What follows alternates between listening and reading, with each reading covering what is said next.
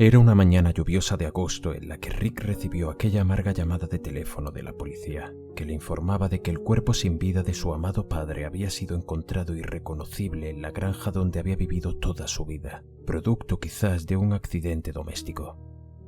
Rick cayó entre lágrimas, debido a que apreciaba mucho a su padre, pero la última vez que habían hablado había surgido una discusión entre ambos que hizo que se distanciaran. 2 semanas de negro habían pasado y la granja quedaba a disposición de su único heredero. Rick tenía una esposa llamada Mary y un pequeño niño llamado Matthew.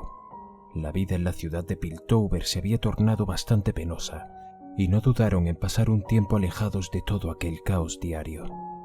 Mary estaba contenta de estar en una granja tan agradable como aquella, porque padecía de asma y el aire fresco le refrescaba los pulmones.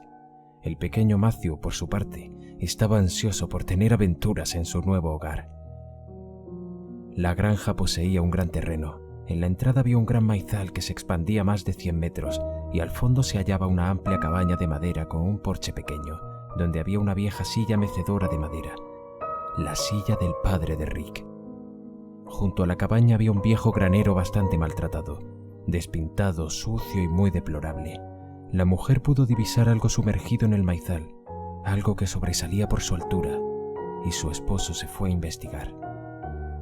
En el centro del maizal había un espacio de tierra, vacío, y a la vez, en su centro descansaba un viejo espantapájaros. El muñeco tenía extremidades de madera, por ropa llevaba unos viejos trapos, y la cabeza la formaba un saco raído. A diferencia de otros, sus ojos y boca no estaban cosidos, sino que los habían hecho con varios cortes sobre la tela. Para finalizar, de su cuello colgaba un cartel de madera que decía con claridad la palabra Fiddlesticks. Rick recordaba aquel espantapájaros. Le temía de pequeño porque era tan aterrador que además de espantar a los cuervos, espantaba también a los niños.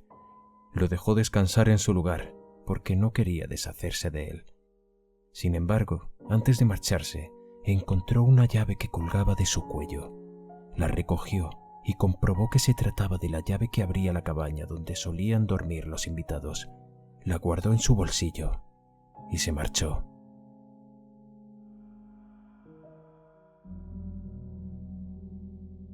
Todo fue bien durante varias semanas para la familia. El niño se aburría al principio. Sus paseos en bicicleta no lo llevaban a ningún lugar interesante. Sus muñecos no le llamaban la atención y sus amigos estaban a cientos de kilómetros. Pero todo cambió cuando conoció a Fiddlesticks mientras buscaba su pelota. Matthew se pasaba todo el día dentro del maizal jugando con el muñeco, como le contaba a sus padres. Al principio era normal que el pequeño se comportara de esa manera, pero después de unos días se negaba a ir a visitar un rato a sus amigos en Piltover o simplemente ir a pasear. Prefería quedarse con Fiddlesticks. Al poco tiempo descubrieron heridas y rasguños en sus pequeños brazos. Él decía que Fiddlesticks se los ocasionó accidentalmente mientras jugaban, por lo que sus padres, además de no creerle, le prohibieron que jugara con el espantapájaros. Matthew trató de evitar eso y lloró con mucha tristeza. Estaba desesperado. Mary, preocupada porque su hijo tuviese algún problema mental, decidió llevarlo con un profesional pronto. Las cosas se iban poniendo cada vez peor en la familia. Mary estaba más exhausta que nunca. Mantener la granja era una tarea muy difícil, y más realizarla a diario. Matthew parecía un pequeño demente encerrado en su cuarto sin hacer nada durante todo el día, y Rick estaba tenso y preocupado por su familia. Para empeorar la situación, cada mañana aparecían animales degollados en la entrada de su casa. Los primeros días eran pequeños roedores, pero con el tiempo fueron gatos y perros los degollados que se encontraban en el mismo lugar. Tal vez fuese algún lobo merodeando por la zona, muy habituales en aquel terreno. Hasta que, una mañana, Rick quedó horrorizado ante aquel caballo degollado frente a su puerta. Desesperado, llamó a la policía. Estos le advirtieron de que podía tratarse de algún loco que estuviera intentando asustar a la familia, por lo que la inspectora Caitlin puso en marcha una pequeña patrulla para hallar al responsable de aquello. Tras una semana de relativa tranquilidad, una noche Rick se despertó por los ruidos que hacía la puerta principal.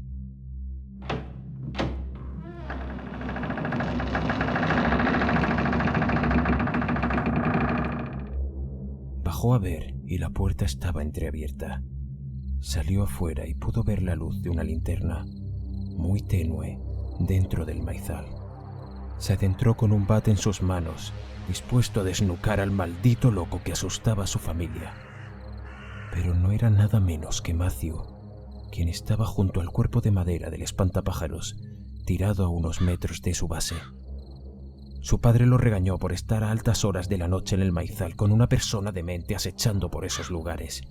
Pudo ser peligroso para el niño, pero este se defendió diciendo que Fiddlesticks lo había llamado.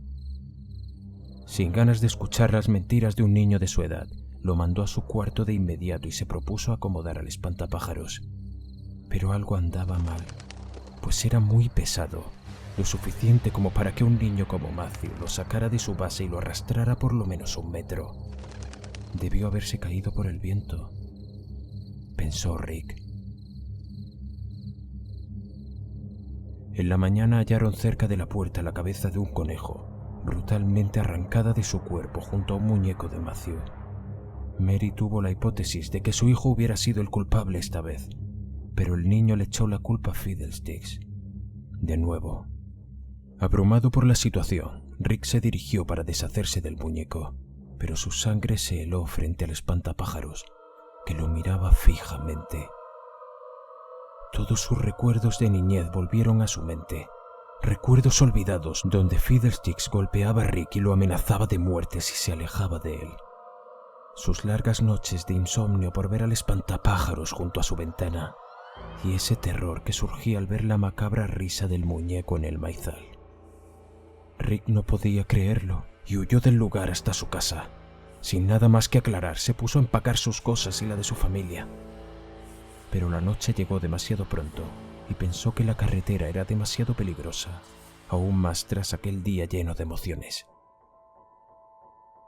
La familia pasaría la última noche en la cabaña y en la mañana abandonarían sin dudarlo aquel lugar para siempre. De esta forma, Rick llevó a su esposa y a su hijo a la cabaña de invitados, que estaba más alejada del maizal, por mera preocupación. Él, sin embargo, permaneció junto a la ventana de la casa principal, sentado en una silla sin dejar de observar el campo, hasta que cayó rendido por el sueño. A las horas, una luz despertó a Rick y salió a ver qué sucedía afuera. Su desesperación fue infinita al ver que la cabaña de invitados estaba en llamas. Quiso llamar a emergencias, pero no pudo.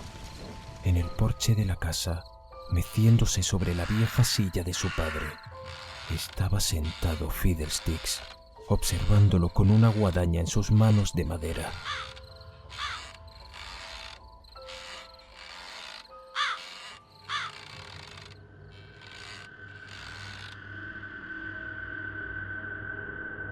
Según el informe policial, la granja tuvo un incendio entre las 3 y las 4 de la madrugada. Se hizo un rastrillaje en la zona después de que el fuego se extinguiera. 2 cuerpos calcinados fueron encontrados en las ruinas de la casa. Al parecer, la cabaña de invitados se incendió y luego se extendió hasta la casa principal. Los investigadores niegan la hipótesis del accidente, pues un tercer cuerpo fue hallado cerca de las ruinas de la casa. Un cuerpo de un hombre adulto, degollado con un corte perfecto y una guadaña oxidada a unos pasos del mismo. Buscaron algún rastro o alguna pista que pudiera llevar hasta el asesino, pero únicamente encontraron unas pisadas que se perdían en el maizal.